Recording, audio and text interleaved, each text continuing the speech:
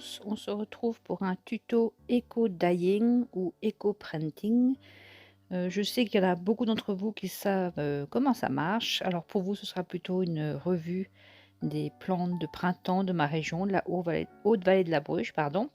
Et puis pour les autres, celles qui ne connaissent pas, vous verrez, c'est un moyen sympa de faire des fonds ou même des motifs que l'on peut utiliser après en carterie, dans des junk journal ou pour faire des tags. Voilà ma récolte de la journée. Il faisait beau entre deux averses. Rentrer à la maison, il faut vite se dépêcher parce que même au bout d'une heure déjà, certaines plantes commencent déjà à souffrir. Comme c'est des plantes de printemps, elles sont gorgées de sève et du coup je vais prendre du papier aquarelle qui a deux côtés, un côté lisse et un côté rugueux. Le côté rugueux ira très bien pour les plantes qui sont vraiment gorgées de sève et le côté lisse pour les plantes plus délicates. Je vais faire des formats A5. Pour cela, je plie ma feuille en deux et je commence par les orchidées sauvages. Alors, il faut essayer de faire une petite mise en scène pour qu'après on puisse l'utiliser par exemple en carterie. On referme la feuille. Là, j'ai pris le rugueux parce que vous verrez, c'est vraiment gorgé de sève. Et je vais passer le tout dans ma toga. Je me munis de sopalin parce que vous verrez, bien qu'il y ait du papier aquarelle, et bien, il y a beaucoup de sève qui va sortir. Ce format A5 correspond aussi à la machine embossée de chez Action. Comme vous pouvez le voir, la sève arrive, il faut vraiment la récupérer pour pas que ça se mette dans les rouleaux parce qu'après c'est assez difficile à nettoyer. De toute façon, à la fin de la manœuvre, il faudra bien nettoyer votre machine parce qu'en séchant, la sève colle et ça risque de la foutre en l'air. On éponge bien les deux côtés des plaques, le plexiglas et la partie en plastique. Et voilà le résultat.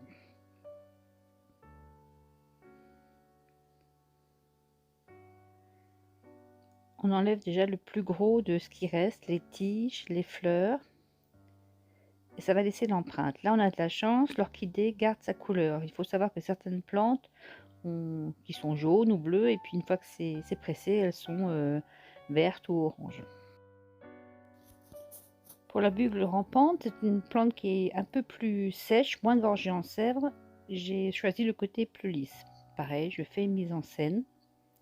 Je replie, je passe dans ma machine à embosser et je retire l'excédent.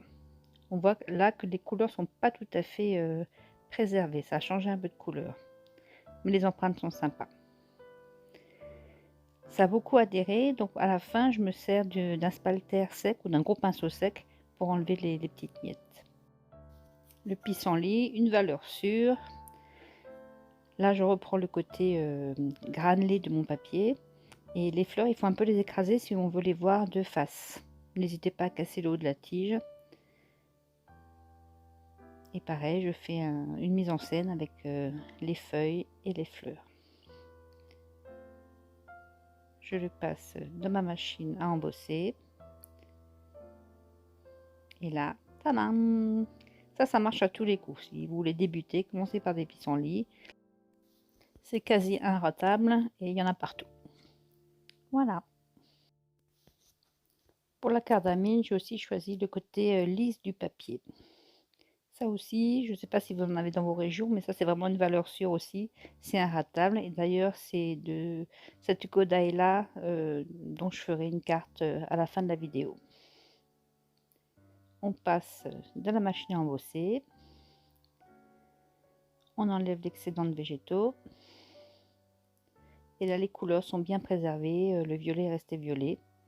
Les feuilles ne se sont pas trop écrasées, ont laissé de belles empreintes. Pour le genêt à balai, j'avais mis le côté granulé, mais en fait, les branches, là où il y a la chlorophylle, ont beaucoup marqué. Par contre, les fleurs jaunes sont à peine visibles. Mais ça fait rien, j'ai déjà une idée pour l'utiliser dans un de mes projets.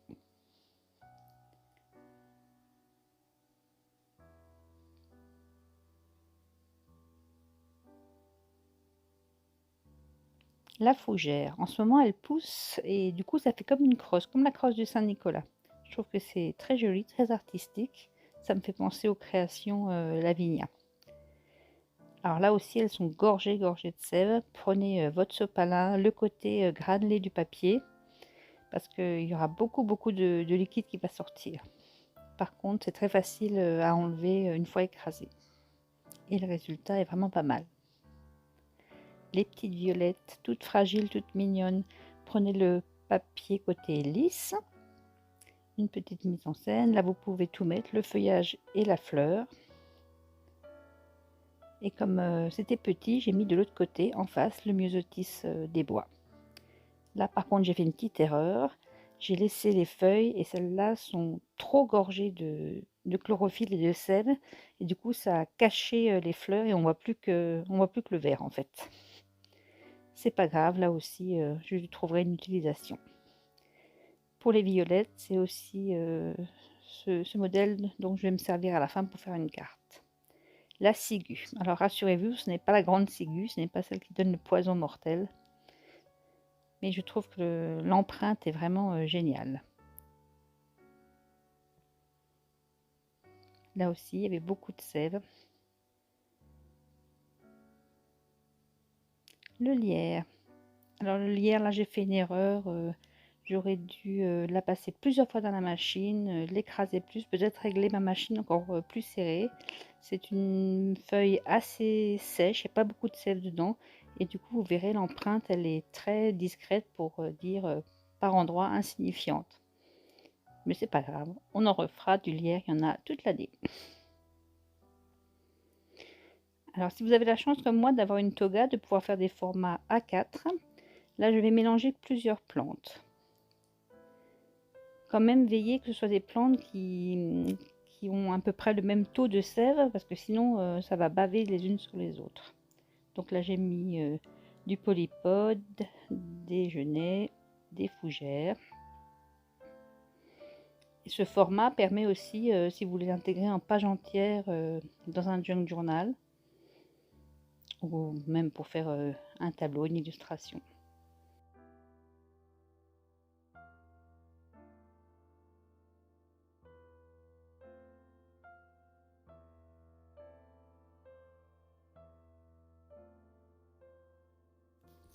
Vous avez l'illustration en regard et au dos, en fait, il y a une petite empreinte. C'est plus discret, mais c'est sympa aussi. Voilà le résultat. J'ai choisi l'empreinte de cardamine pour faire ma première réalisation. Donc ce sera une grande carte ou alors comme c'est une taille A5, ça peut aussi aller dans une page de jeune journal. Là, ça va fait gondoler le papier en séchant. Je prends mon plioir pour aplatir de nouveau la feuille. Alors vraiment, ces plantes, elles me font penser vraiment au style Lavinia. Donc j'ai choisi de mettre quelques petites fées et quelques petits éléments. Pour cela, je vais les embosser avec des poudres transparentes. J'essaie de choisir qui vont avec les couleurs des empreintes. Mes premiers essais d'embossage, c'était un peu cochon. Il y avait de la poudre partout, ça faisait moche. Donc j'avais vu dans un tuto que si on passait avant un petit tampon antistatique, il y a du talc dedans, ça n'arrivait pas et vous verrez le résultat est top. Le papier aquarelle, comme il boit beaucoup, je vais tamponner plusieurs fois vers sa marque. Pour cela, je vais utiliser ma plaque à tampon de chez Stampin' Up et passer plusieurs fois la colle pour que vraiment la poudre adhère là où je veux que ça adhère. 2 fois, là, ça a suffi.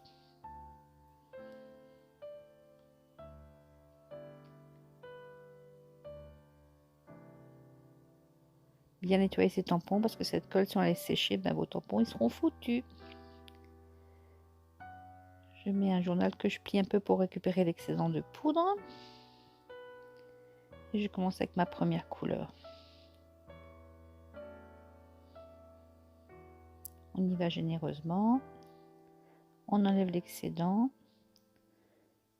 On tapote un petit peu pour vraiment que ça reste juste dans les détails.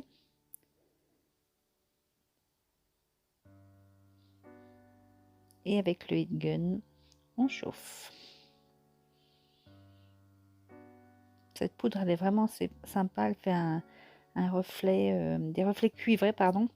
Et c'est très joli, je trouve.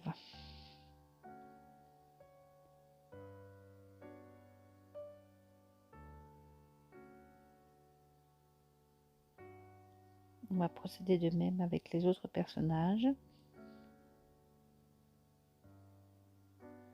Faut que je le mette à l'envers, ça dépasse.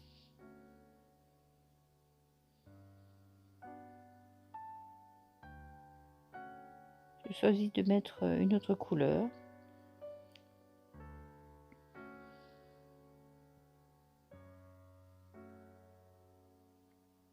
Un gris.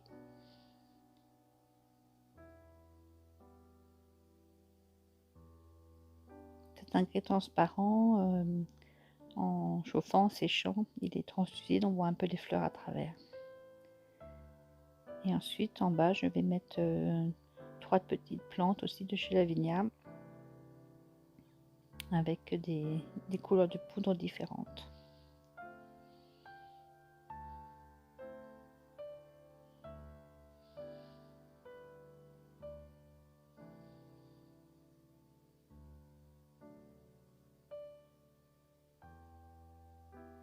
Un petit sentiment. Once upon a time, il était une fois. Et je reprends le gris du deuxième personnage. Voilà, ma carte est presque terminée. Je vais la mater d'abord avec un vert foncé qu'on retrouve un peu dans les plantes. Et ensuite un vert plus clair. Je recoupe les bords.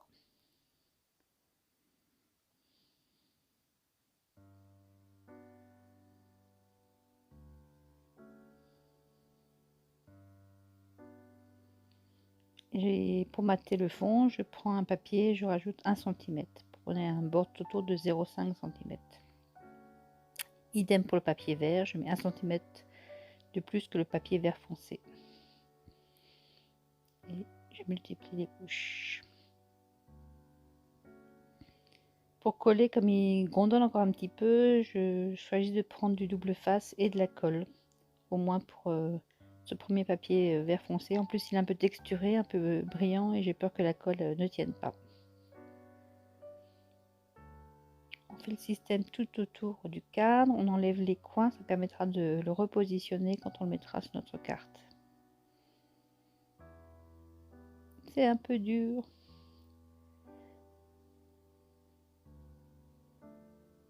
Je mets la All Purpose Glue de chez Action au milieu et sur les bords pour que vraiment ça tienne bien partout.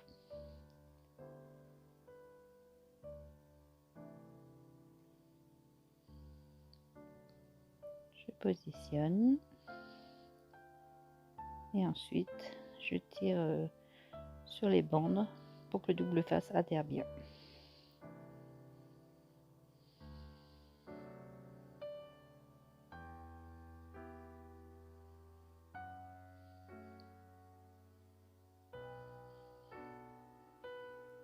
Je remets la carte sur le fond vert et là je mets juste quelques morceaux de double face, la All Purpose Glue et je fais le même système qu'auparavant.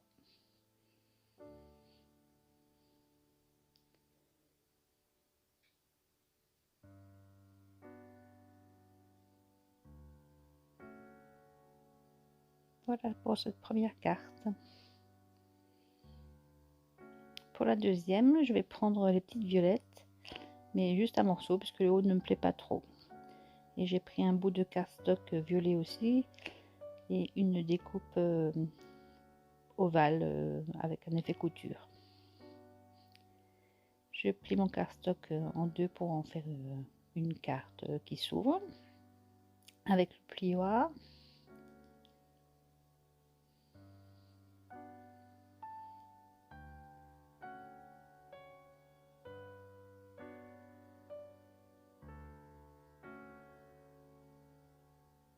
Je fixe mon taille avec un petit peu de washi tape parce que je veux vraiment que ça reste bien centré, que ça ne bouge pas lors de la découpe.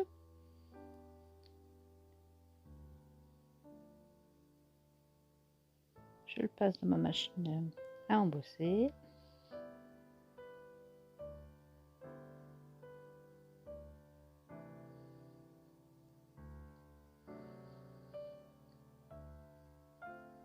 Et je choisis la fleur qui sera le mieux, qui correspondra mieux à cet ovale. Je fais un petit repère, je coupe l'excédent.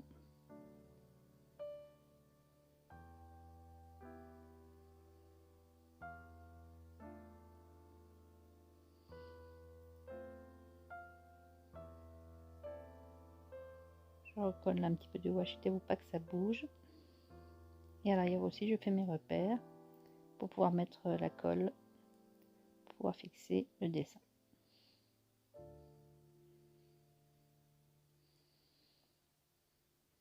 Je vais mettre quand même un petit bout de double face pour pas que ça bouge. C'est toujours le problème avec le papier aquarelle, où des fois elle boit toute la colle et du coup ça colle plus du tout.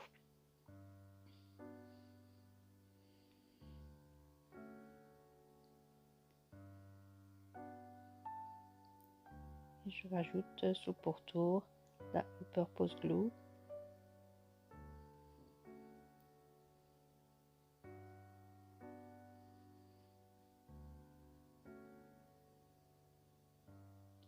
Là, c'est dur de retrouver ces repères. Heureusement que je les avais marqués avant.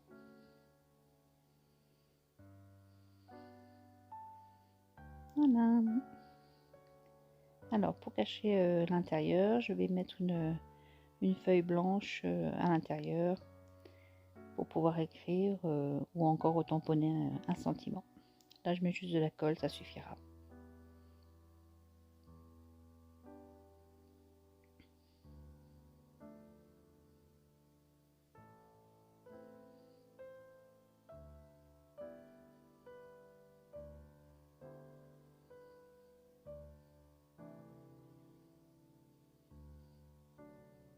Je vais couper un petit sentiment avec un die de la même collection. C'est le plus petit de cette collection-là. Toujours effet couture sur du papier blanc que je tamponnerai ensuite et que je mettrai en 3D avec du scotch mousse.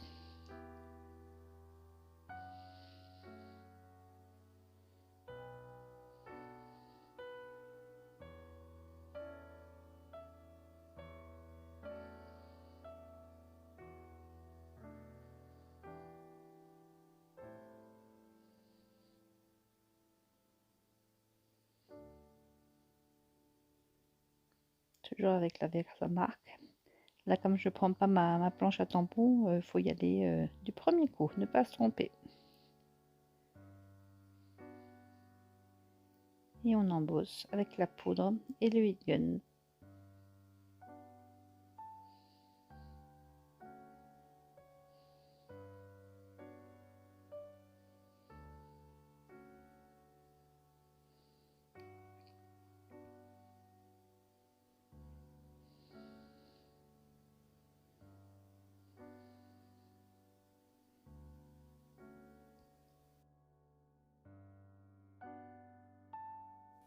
On maintient avec le petit pic parce que ça chauffe quand même. Attention les doigts.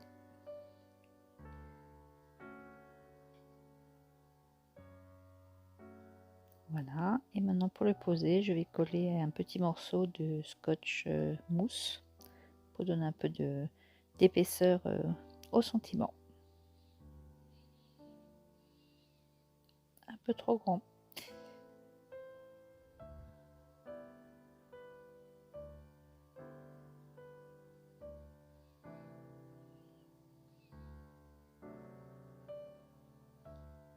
Et pour finir, je mets quelques gouttes des drops Nuvo Perles.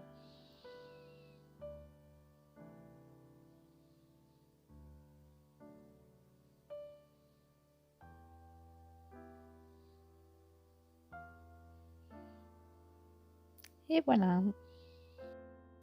Il faut un peu tapoter à l'arrière de la carte pour que les perles aient un beau dôme par-dessus. Sinon ça fait une petite pointe, ça fait pas vraiment l'effet escompté. Voilà, j'espère que cette vidéo vous aura plu. N'hésitez pas à vous abonner, à mettre un petit pouce en l'air, ça fait toujours plaisir. À bientôt pour de nouvelles aventures. Salut Kisame!